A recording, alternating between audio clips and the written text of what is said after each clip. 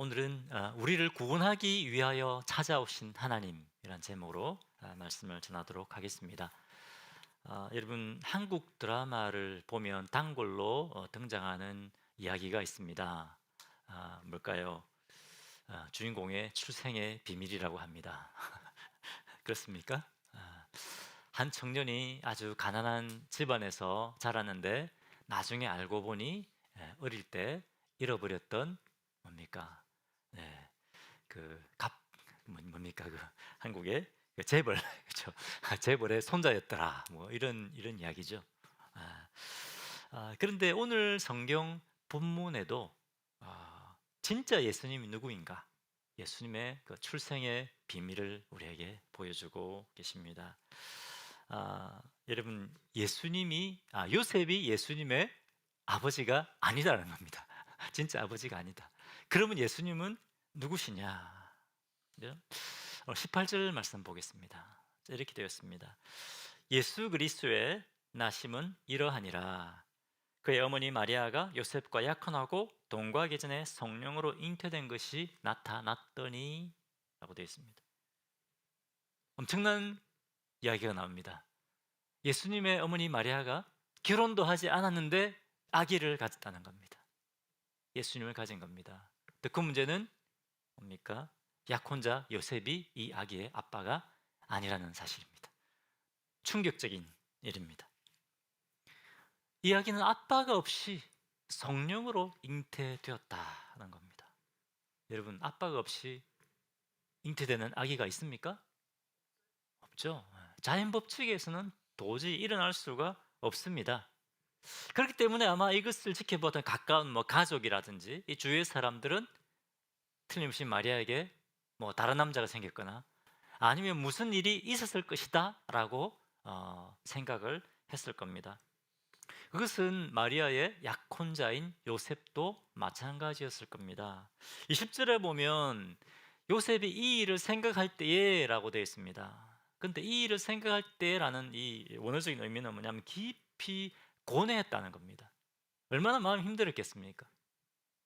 만약 이 일이 사실이라면, 그죠? 이 들은 소문이 사실이라면 이 요셉은 너무나 큰 충격을 받았고 너무나 큰 상처를 받아서 아마 밤에 잠도 자지 못하고 제대로 먹지도 못했을 겁니다.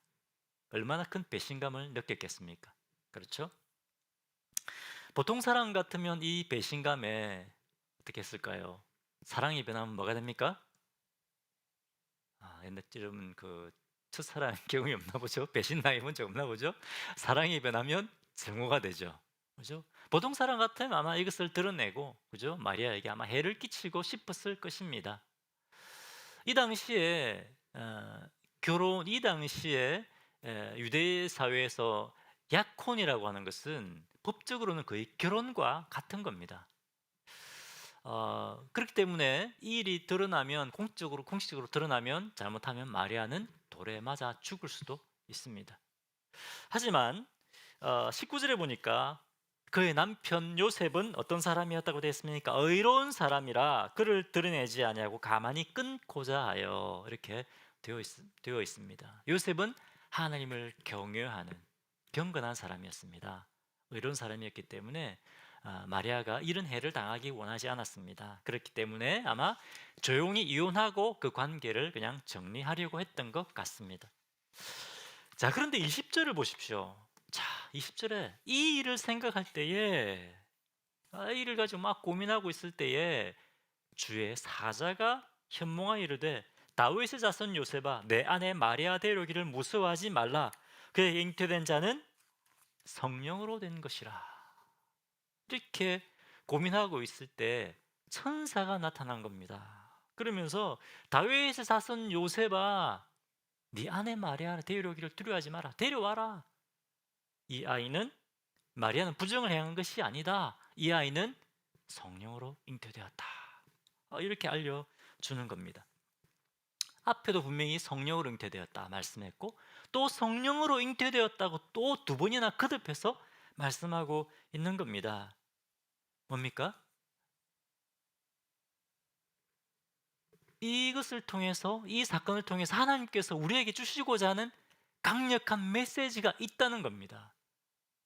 그냥 하나님께서 이 동정녀 마리아에게 이 아기를 태어나게 하신 것이 아니라는 겁니다. 이 사건을 통해서 우리에게 주시고자 하는 분명한 메시지가 있습니다. 여러분, 아니 예수님이 요셉의 아들 태어나면 안 됩니까? 왜 굳이 하나님은 이 동정녀 마리아, 결혼도 안 한 처녀 이 마리아를 통해서 예수님이 태어나게 하셨을까요? 엄청난 일 아닙니까? 그죠? 이 당시에 이 소녀가 아기를 갖게 된다는 것은 엄청난 사건입니다.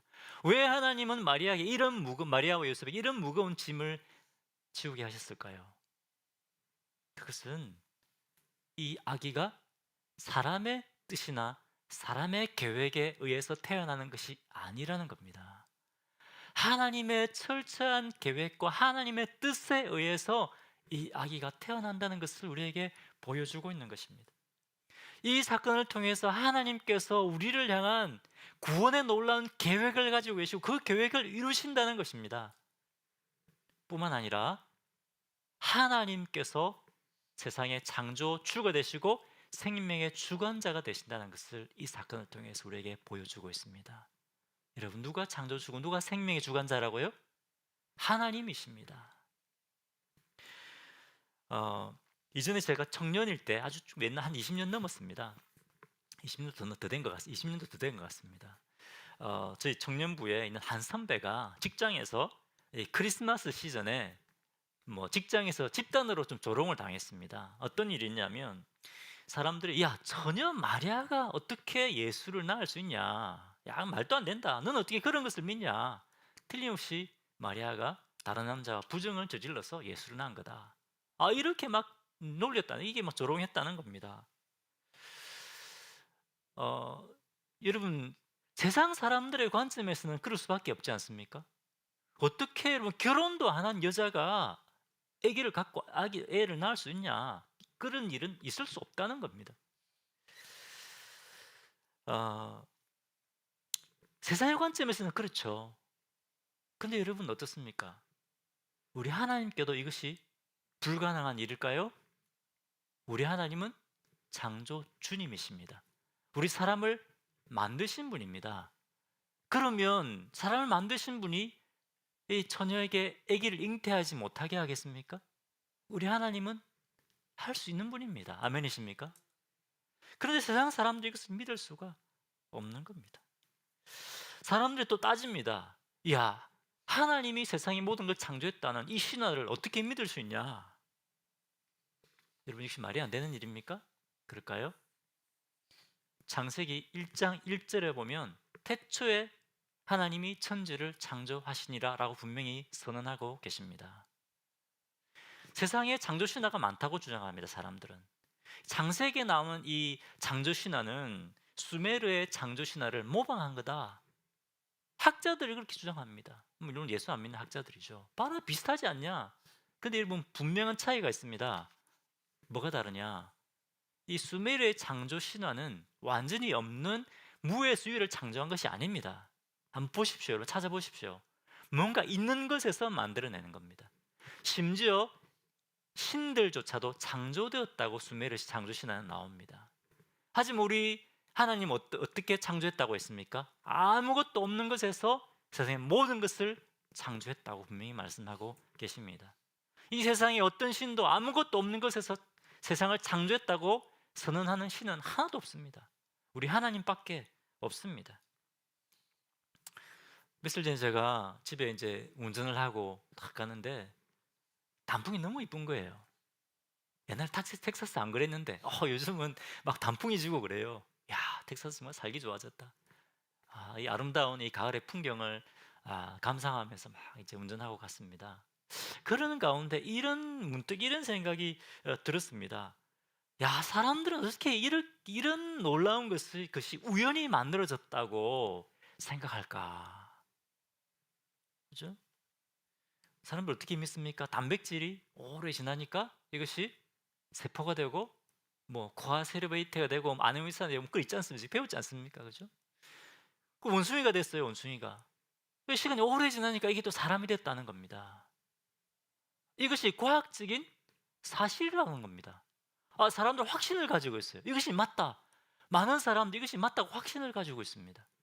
그런데 여러분, 이것은 확률적으로 보면 보잉 747 큰 비행기 있죠. 그 비행기를 다 분해해 놓고 우연히 이것이 완벽하게 비행기로 조립되는 것보다 훨씬 더 어렵다고 합니다. 여러분 생각해 보십시오. 747 비행기를 다 분해해 놨습니다. 시간이 수만 년 지났습니다. 비행기로 맞춰지겠습니까 이것이? 믿어집니까 여러분? 에이, 그런 일이 어떻게 일이 나냐? 누가 만들었으니까 있지. 그렇게 생각하지 않습니까 여러분? 그렇죠. 아니 가만히 있는데 시간이 수만 년 지나니까 747 비행기가 만들어집니까? 안 됩니다. 그런데 여러분, 확률적으로 이 천지가 창조되고 사람이 우연히 만들어지는 것은 이 747 비행기가 시간이 오래 지나서 우연히 만들어지는 것보다 훨씬 더 어렵습니다. 그렇지 않습니까? 그런데 사람들은 이것이 당연하다고, 우연히 시간이 오래 지나니까 세상이 창조되고 사람이 만들어졌다고 믿는 겁니다. 이처럼 어리석은 것이 어디에 있습니까? 여러분, 하나님께서 이 하늘과 땅을 만드셨습니다. 하나님께서 우리를 만드신 창조주가 되십니다.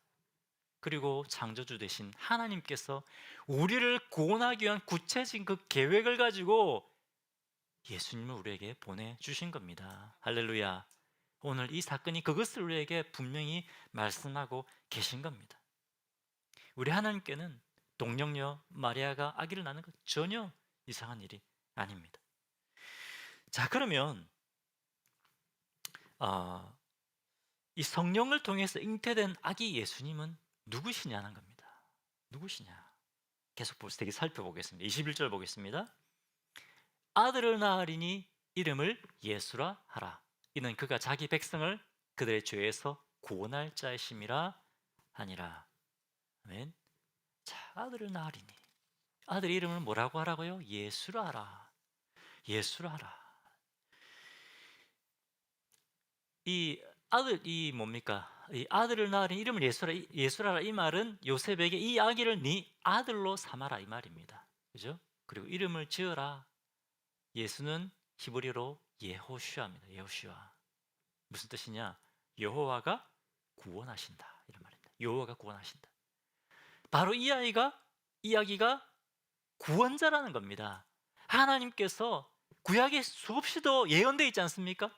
수없이 예언되어 있습니다. 내가 너희를 구원할 구원자를 보내주겠다, 메시아를 보내주겠다, 수없이 예언했습니다. 그런데 바로 이 아기가 내가 너희에게 보내주겠다고 약속한 바로 그 메시아다, 그겁니다.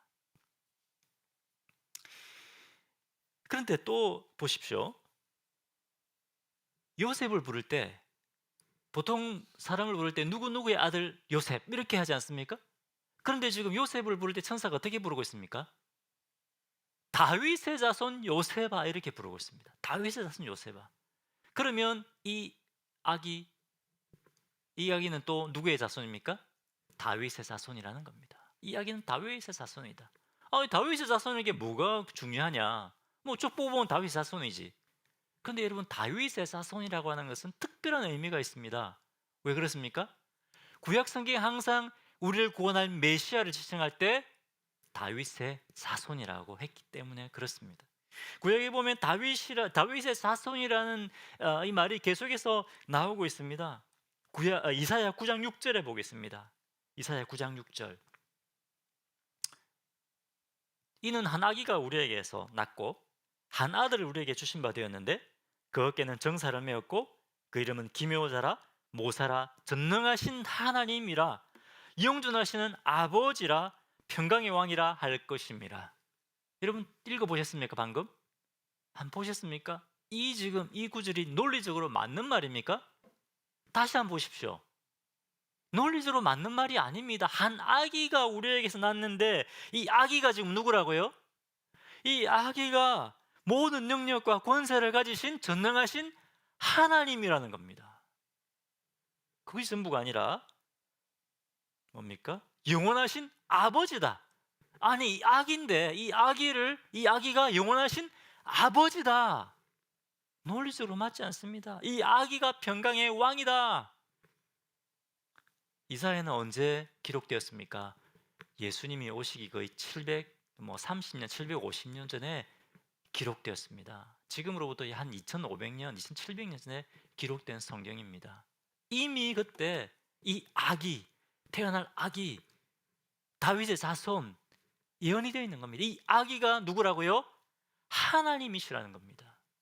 여러분, 이 마리아를 통해서 태어난 이 아기는 우리를 구원하기 위해 찾아오신 하나님이시라는 겁니다. 하나님이 우리를 구원하기 위해 이 땅에 오신 겁니다. 성자 하나님이시, 이 하나님이 바로 예수님이십니다. 이사야 9장 전체를 쭉 보면 이 아기가 잔인한 전쟁을 패하고 우리에게 진정한 평화를 가져다 줄 것이라고 말씀하고 있습니다. 평강의 왕이다.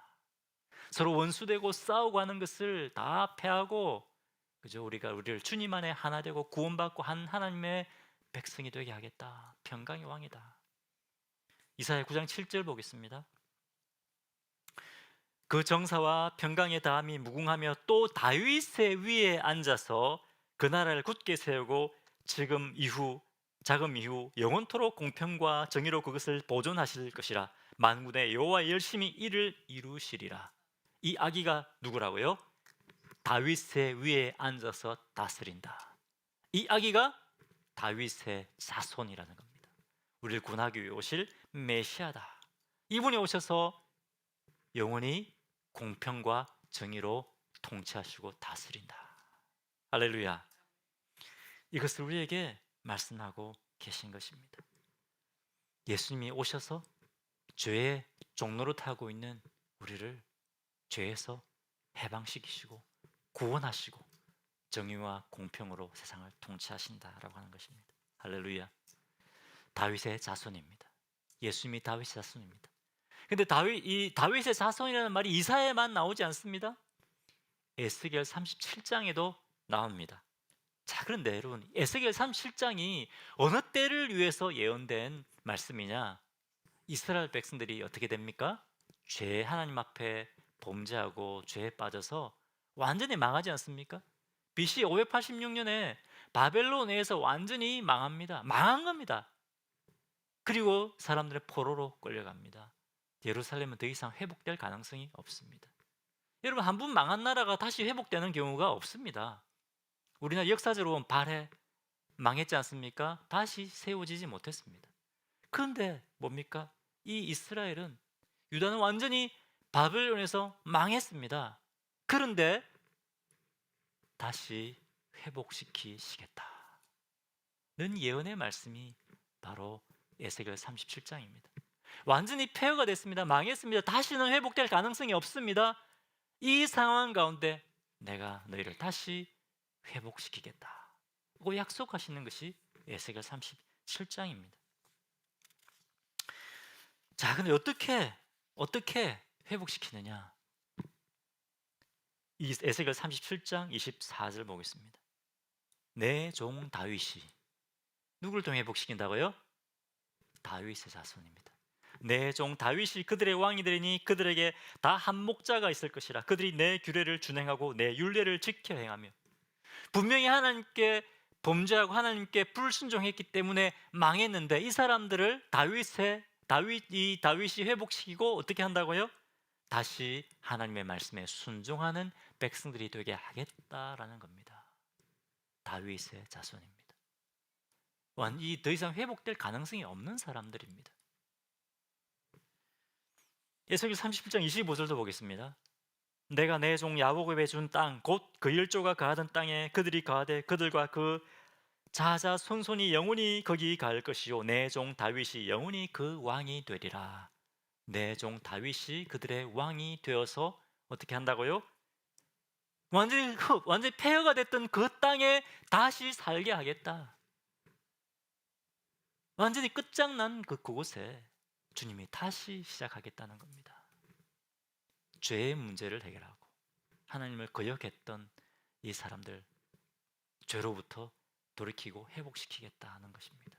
여러분, 이스라엘 백성들이 뭐 때문에 망했다고요? 죄 때문에 망했습니다. 죄가 그만큼 무서운 겁니다. 사람들은 죄에 대해서 별로 무서워하지 않습니다. 그런데 여러분, 진짜 우리가 두려워해야 되는 것은 하나님 앞에 죄를 범하는 겁니다. 많은 사람들이 이것을 깨닫지 못합니다. 여러분, 진짜 우리를 망하게 하는 것은 죄입니다.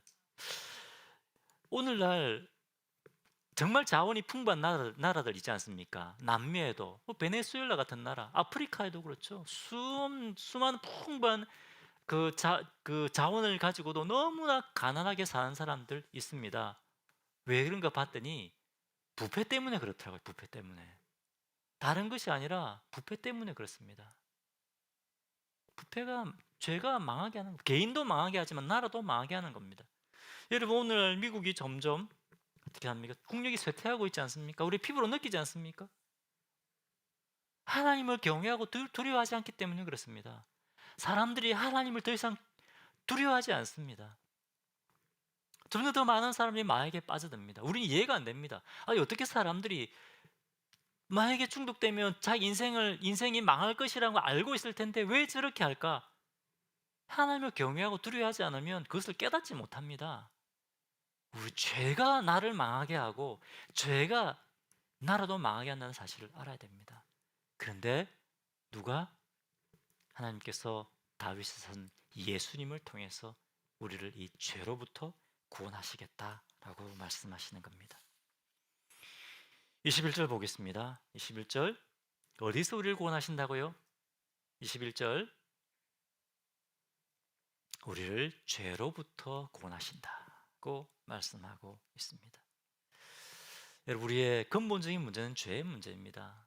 제가 아시는 한 분이 병원에 가셔야 되는데 아픈데 안 가고 계속 진통제만 먹는 거예요. 그거에 이제 잠시 고통이 좀 줄어드니까 그걸로 견디는 겁니다. 그런데 여러분, 그렇게 해서 병이 고쳐집니까? 안 고쳐집니다. 그 병으로부터 회복되기 위해서는 어떻게 됩니까? 진단을 하고 그 진단에 맞는 치료를 해야 됩니다. 마찬가지입니다. 우리의 근본적인 문제는 죄의 문제입니다. 이 죄의 문제가 우리 해결받아야 되는 것입니다. 로마서 6장 6절에 보면 이 죄가 우리를 노예가 되게 했다고 말씀하고 있습니다. 죄가 우리를 노예되게 합니다. 다른 것이 아닙니다. 죄가 우리를 노예되게 하는 겁니다. 그 다음에 로마서 2장 5절에 보면 죄 때문에 고통당하다가 결국 마지막 날에 죄 때문에 무서운 하나님의 심판을 받게 된다고 경고하고 있습니다.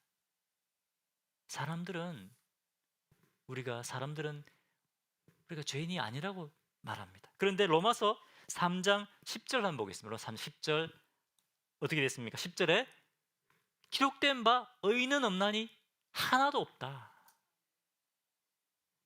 14절 12절 다 치우쳐 함께 무익하게 되고 뭡니까? 선을 행하는 자는 없나니 하나도 없다. 14절 그 입에는 저주와 악독이 가득하고. 그 다음 보여주십시오. 15절 그 발은 피 흘리는데 빠른지라. 16절 파멸과 고생이 그 길에 있어. 다른 사람들만 뭡니까? 다른 사람들에게 해를 끼칠 뿐만 아니라 자신도 파멸과 고생 가운데 산다는 겁니다. 17절 평강이 없습니다. 그죠? 그리고 18절에도 보면 하나님을 두려워하지 않는다라고 되어 있습니다. 이것이 우리의 근본적인 문제, 죄의 문제입니다. 그런데 예수님이 이 우리의 근본적인 문제, 죄로부터 우리를 구원하기 위해 오셨다라고 하는 것입니다. 그런데 여러분, 예수님이 우연히 온 것이 아닙니다. 어떻게 하셨다고요? 하나님께서 우리를 위한 구원의 계획을 가지고 계시고 그 계획에 따라 오신 겁니다. 하나님은 계획을 가지고 계십니다. 우리를 향한 위대한 구원의 계획을 가지고 계십니다. 아멘이십니까? 옆에 계시면 축복하십시오. 하나님은 우리를 향한 위대한 구원의 계획을 가지고 계십니다. 하나님은 우리를 위한 위대한 구원의 계획을 가지고 계십니다. 아멘이십니까? 하나님 우리를 향한, 우리를 향한 놀라운 계획을 가지고 계십니다. 할렐루야. 이것은 위대한 계획입니다. 자기의 아들을 우리에게 보내시고 그 아들을 십자가에 죽게 하심으로 구원하시는 놀라운 구원의 계획입니다. 할렐루야. 22절에 이 모든 일이 된 것은 주께서 선지자로 하신 말씀을 이루려 하심이라. 우연이 된 것이 아니라 하나님은 끊임없이 우리에게 너를 구원할 메시아를 보내주겠다 약속하셨고, 하나님은 구체적인 구원의 계획을 가지고 계셨다라고 하는 것입니다. 그리고 23절 보겠습니다. 보라, 처녀가 잉태하여 아들을 낳을 것이요 그의 이름은 임마누엘이라 하리라 하셨으니 이를 번역한즉 하나님이 우리와 함께 계시다 함이라. 이것은 여러분 이사야 7장 14절에 예언된 말씀입니다. 예수님이 오시기 750년 전에 예언한 말씀입니다. 그런데 그것이 마리아와 요셉을 통해서 이루어진 겁니다. 할렐루야. 하나님의 구원의 계획이 이루어진 겁니다. 그런데 그 이름을 뭐라고 하라고요? 임마누엘이라라. 임마누엘, 이 문장은 무슨 말입니까? 하나님이 우리와 함께 계시다. 우리를 찾아오신 이 아기 예수님이 누구라고요? 하나님. 우리와 함께 하시고 우리를 구원하기 위해서 오신 하나님이 바로 이 예수님이라는 말입니다. 할렐루야. 히브리서 보면 이 예수님이 우리를 위한 대제사장이 되어오셨다고 말씀하고 있습니다. 우리가 똑같은 인간이, 하나님이 우리가 똑같은 인간이 되어오셨기 때문에 우리의 연약함을 채우려 하지 않은 분이 아니요. 이 말은 뭡니까? 우리 인간의 연약함을 다 이해하고 아시는 대제사장이 되셨다는 겁니다. 그리고 자기 자신을 제물로, 우리를 위한 희생 제물로 드리셨습니다. 우리가 우리 죄 때문에 죽어야 되는데 예수님이 직접 제물이 되셔서, 화목 제물이 되셔서 우리를 위해 죽으셨습니다. 대제사장이 되셔서 우리를 위한 희생 제사를 드려 주시고 우리를 죄에서 구원하신 것입니다. 누구든지 이 예수님을 믿는 자는 무엇이 된다고요? 구원받아 하나님의 자녀가 되는 특권을 주신다라고 요한복음 1장 12절에 우리에게 분명히 말씀하고 계십니다. 여러분, 예수님 우리에게 찾아오셨습니다. 임마누엘이 되셨습니다. 그리고 십자가에 죽으시고 그냥 떠나신 것이 아닙니다. 지금도 우리에게 임마누엘 계십니다. 할렐루야. 어떻게? 성령님을 통해서 우리 안에 살아계십니다. 옆에 계신 분들이 축복하십시오. 하나님이 형제님과 자매님과 함께 하십니다. 하나님이 형제님과 자매님과 함께 하십니다. 임마누엘. 우리 찬양도 하지 않습니까? 임마누엘, 임마누엘, 그 이름은 임마누엘, 우리와 함께하네. 그 이름은 임마누엘. 아멘이십니까? 할렐루야. 예수님이, 하나님이 오셔서 우리와 임마누엘 하십니다. 할렐루야. 그런데 여러분, 이 마태복음이 누구를 위해서 기록됐을까요? 모든 사람을 위해 기록됐습니다. 그런데 특별히 1차 독자는 유대인들입니다. 마태가 특별히 모든 사람을 위해 썼지만 특별히 유대인들을 생각하며 썼습니다. 왜냐하면 유대인들은 구약 성경을 너무나 잘 알거든요. 13살에 이 사람들이 성인식을 하는데 이 사람들은 모세오경을 다 외웁니다. 어릴 때부터 모세오경을 외웁니다. 대단하지 않습니까? 제가 자료를 보니까 지금도 정통 유대인들은 모세오경을 외웁니다. 그만큼 구약의 예언들을 다 알고 있습니다. 오늘 나왔던 이 예언들 다 알고 있습니다. 이 사람들은. 그렇기 때문에 마태가 이 예언들을 했을 때 이것이 어디에 나오고 어떤 내용이고 이 사람들 다 알고 있는 겁니다. 너희가 십자가에 못 박아 죽인 이 예수님이 바로 너희가 그렇게 기다려왔던 메시아다. 다윗의 자손이다. 이 예수님을 믿고 구원받아라. 그것이 이 메시지입니다. 메시지의 핵심입니다. 여러분, 이 마태는 자기와 동족이었던 유대인들이 예수 믿고 구원받기를 원했습니다. 그런데 여러분, 오늘 주님은 이 말씀을 통해서 우리도 다윗의 자손인 구원자 메시아 예수님을 믿고 구원받기를 원하십니다. 이 예수님을 모셔드릴 때 우리가 임마누엘을 경험하게 됩니다. 여러분, 이 시간 여러분에게 예수님을 인격적으로 만날 수 있는 그런 시간을, 그런 기회를, 그런 시간을 이 시간 갖기를 원합니다. 유대인들 자기들은 구원받은 사람들이라고 생각하고 있었습니다. 그렇지 않습니까? 우리 하나님 백성이라고 생각하고 있었습니다. 하지만 아니었습니다. 마태는 이 말씀을 통해서 아니다, 내가 이 예수님을 만나야, 이 예수님을 주님으로 받아들여야 내가 진짜 하나님의 백성이 된다, 그렇게 메시지를 전하고 있는 겁니다. 오늘도 마찬가지입니다. 여러분, 교회에 우리가 오래 다녔습니다. 여기 계신 분들 다 오래 다니신 분 아닙니까? 직분도 받았습니다. 교회 오래 다녔고 직분을 받았다고 해서 하나님 백성이 아니라는 겁니다. 누가 하나님 백성이 됩니까? 다윗의 자손 예수 그리스도, 우리를 위해 죽으시고 부활하신 예수님, 이 예수님을 주님으로 모셔드릴 때 그때 임마누엘, 하나님 우리와 함께 하시는 것을 경험하는 삶을 살게 됩니다. 이 시간 한번 돌아보십시오. 여러분, 나는 임마누엘을 경험하고 있는가? 나는 이 교회를 다니고 있는데 나는 임마누엘을 경험하고 있는가? 하나님이 나와 함께하고 계시고 하나님이 내가 하나님과 이 교감을 경험하고 있는가? 나는 주님의 뜻대로 순종하여 살고 있는가? 나는 하나님의 말씀을 사랑하고 이 말씀을 읽을 때 하나님의 음성이 들리는가? 여러분, 하나님의 백성이 된 사람은 하나님의 말씀을 읽고 싶은 마음이 생깁니다. 하나님 말씀을 묵상하고 하나님 말씀대로 순종하고자 하는 마음이 생깁니다. 기도하고자 하는 마음이 생깁니다. 이 자리에 나오고자 하는 마음이 생깁니다. 그런데 여러분, 만약 그런 마음이 없다면 진지하게 돌아보십시오. 저는 여러분이 정말 중요한 이 기회를 드리기 원합니다. 형식이 종교 생활이 아니라 진짜 주님을 만나야 됩니다. 임마누엘을 경험해야 됩니다. 여러분, 만약에 내 안에 그런 증거가 없다면 이 시간 여러분, 예수님을 진짜 여러분의 주님으로 모셔드리기 바랍니다. 저에게 임마누엘이 필요합니다. 의인은 음란이 하나도 없다고 했습니다. 하나님, 저는 죄인입니다.